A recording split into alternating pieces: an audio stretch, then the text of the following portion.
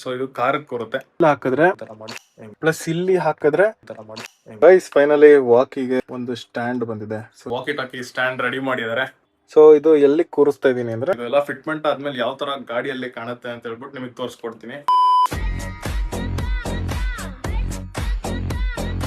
ಇದು ಎಲ್ಲಿ ಕೂರಿಸ್ತಾ ಇದೀನಿ ಅಂದ್ರೆ ಈ ತರ ಕೂರಿಸ್ತಾ ಇದೀನಿ ಗೈಸ್. ಯಾಕೆ ಇಲ್ಲಿ ಕೂರ್ಸೋಣ ಅಂತ ನಾನ್ ಪ್ಲಾನ್ ಮಾಡಿದೀನಿ ಅಂದ್ರೆ ಇಲ್ಲಿ ಹಾಕಿದ್ರೆ ಇಲ್ಲಿ AC ವೆಂಟ್ ಇಂದ ಬರೋ ಗಾಳಿ, ಪ್ಲಸ್ ಇಲ್ಲಿ ಹಾಕಿದ್ರೆ ಆಫ್ ರೋಡಿಂಗ್ ಮಾಡ್ಬೇಕಾದ್ರೆ ಇಟ್ಕೊಳ್ಳೋದಕ್ಕೆ ಇನ್ಕನ್ವೀನಿಯಂಟ್ ಆಗಿರುತ್ತೆ. ಇಲ್ಲಿ ಕೂರಲ್ಲ ಗೈಸ್, ಇಲ್ಲಿ ನೋಡಿ ಇಲ್ಲಿ ಗ್ಯಾಪ್ ಆಗುತ್ತೆ ಹಿಂದೆಗಡೆ. ಹಾಕೋಣ ಅನ್ಕೊಂಡೆ, ಇದೆಯಲ್ಲ ಪ್ರೆಸ್ ಮಾಡಕ್ಕೆ ತಮ್ಗೆ ಇನ್ಕನ್ವೀನಿಯನ್ಸ್ ಇರುತ್ತೆ. ಸೊ ನಾನೇನ್ ಪ್ಲಾನ್ ಮಾಡಿದೆ, ಇದನ್ನ ಕರೆಕ್ಟ್ ಆಗಿ ಇಲ್ಲಿ ಹಿಂಗ್ ಪ್ಲೇಸ್ ಮಾಡ್ಬಿಡೋಣ. ಕೂರುತ್ತೆ, ಫ್ಲಾಟ್ ಸರ್ಫೇಸ್ ಅಲ್ಲೇ ಕೂರುತ್ತೆ. ಹಿಂಗಿದ್ರೆ so I can press and talk. So guys ನೋಡ್ಬೋದು ವಾಕಿ ಯಾವ ತರ ಕೂತಿದೆ ಅಂತ. ಸೊ ಹಿಂಗ್ ಇಟ್ಕೊಂಡ್ಬಿಟ್ಟು ಇಲ್ಲಿ ಕ್ಲಿಕ್ ಮಾಡಿದ್ರೆ ಮಾತಾಡ್ಬೋದು. ಇನ್ ಕೇಸ್ ತೆಗಿಬೇಕು ಅಂದ್ರೆ ಹಿಂಗ್ ಇಟ್ಕೊಂಡು ಹಿಂಗ್ ತೆಗೆದ್ ಬಿಡ್ಬೋದು ಗೈಸ್. ಈ ವಾಕಿಗೋಸ್ಕರ ಈ ಒಂದು ಸ್ಟ್ಯಾಂಡ್ ಮಾಡಿರೋದು. ಸೊ ಎಕ್ಸಾಕ್ಟ್ ಅಳತೆ ಎಲ್ಲ ತಗೊಂಡು ಹಾಕ್ಬೇಕಾದ್ರೆ ಇಷ್ಟೇ ಗೈಸ್. ಸೊ ಇಲ್ಲಿ ಇಟ್ಕೊಂಡವ್ರು ಇದನ್ನ ಇಟ್ಕೋಬಹುದು. ಸೊ ಎಲ್ಲೂ ಅಡ್ಡನೂ ಆಗಲ್ಲ, ತೆಗಿಬೇಕಾದ್ರೆ ನೋಡಿ ಎಲ್ಲೂ ತಗ್ಲಲ್ಲ, ಕ್ಲೀನ್ ಆಗಿ ಬರುತ್ತೆ. ಸೊ ಇದ್ರ ಯೂಸ್ಫುಲ್ ಹೆಂಗಿದೆ ಅಂತ ನಾನು ನೆಕ್ಸ್ಟ್ ವಿಡಿಯೋಸ್ ಅಲ್ಲಿ ಹೇಳ್ತೀನಿ.